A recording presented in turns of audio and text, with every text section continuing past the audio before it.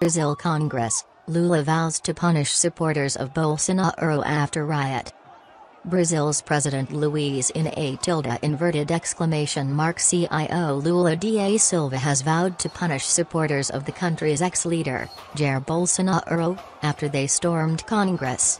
Supporters of the ousted far-right leader also stormed the Supreme Court and surrounded the presidential palace. But police regained control of the buildings in the capital Brasilia on Sunday evening after hours of clashes. Arriving in the city, Lula toured the Supreme Court building to see the damage for himself. Brasilia's civil police said that 300 people have been arrested. The city's governor, Ibanez Roca, has been removed from his post for 90 days by the Supreme Court. Justice Alexander de Moraes accused him of failing to prevent the riot and of being painfully silent in the face of the attack. Mr. Roca has apologized for Sunday's events. Pro-democracy rallies are being called by leftist leaders and groups across Brazil. The dramatic scenes, which saw thousands of protesters clad in yellow Brazil football shirts and flags overrun police and ransack the heart of the Brazilian state, come just a week after Lula's inauguration.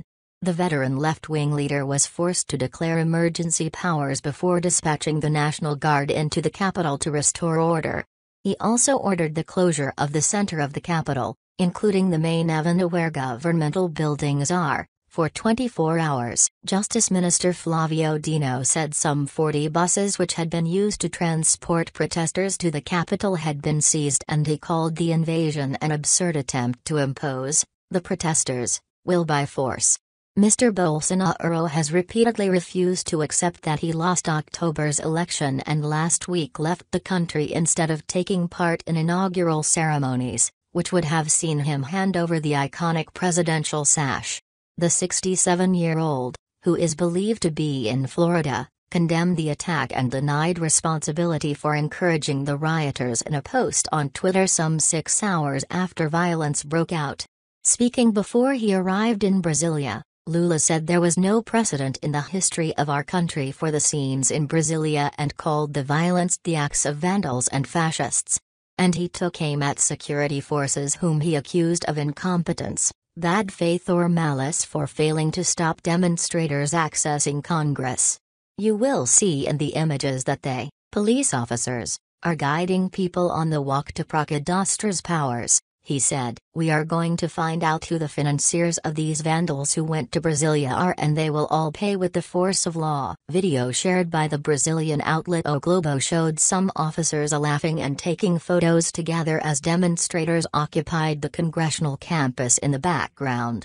Some protesters smashed windows, while others reached the Senate chamber, where they jumped onto seats and used benches as slides. Videos on social media show protesters pulling a police officer from his horse and attacking him outside the building. Footage broadcast by national media show police detaining dozens of protesters in their yellow jerseys outside the presidential palace. Other suspects, whose hands were bound behind their backs, are also seen being led out of the building. Protesters had been gathering since the morning on the lawns in front of the parliament and up and down the kilometer of the Esplanada Avenue, which is lined with government ministries and national monuments. Despite the actions of the protesters, in the hours before the chaos, security had appeared tight, with the roads closed for about a block around the parliament area and armed police pairs guarding every entrance into the area. The BBC had seen about 50 police officers around on Sunday morning local time, and cars were turned away at entry points, while those entering on foot were frisked by police checking bags. Demonstrators were quick to defend their actions when approached by reporters. Lima, a 27-year-old production engineer, said, "We need to re-establish order after this fraudulent election. I am here for history, for my daughters," she told AFP news agency. Others in the capital expressed outrage at the violence and said the attack marked a sad day for the country. "I voted for Bolsonaro, but I don't agree with what they're doing," Daniel Lacerda, 21, told the BBC. "If you don't agree with the president, you should just say it and move on. You shouldn't go hold protests and commit all the violence like they're doing." And many are drawing comparisons with the storming of the U.S. Capitol on January 6, 2021 by supporters of Donald Trump. an ally of Mr. Bolsonaro.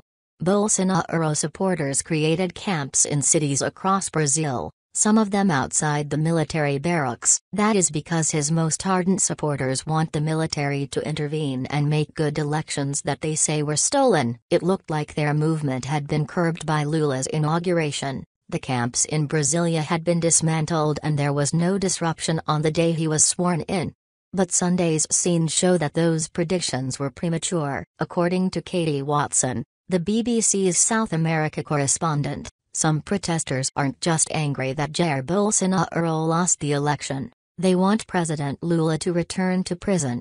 He spent 18 months in jail after being found guilty of corruption in 2017. His convictions were later annulled, after initially being sentenced to more than 9 years. Leaders from Latin America have condemned the violence. Chilean President Gabriel Boric said Brazil had his country's full support in the face of this cowardly and vile attack on democracy. Colombian President Gustavo Petro said fascism had decided to stage a coup. Mexican Foreign Minister Marcelo Ebrard said Mexico expressed full support for President Lula's administration, elected by popular will. U.S. President Joe Biden said he condemned the assault on democracy and on the peaceful transfer of power in Brazil, while Germany's Chancellor Olaf Scholz said the attack on democracy cannot be tolerated.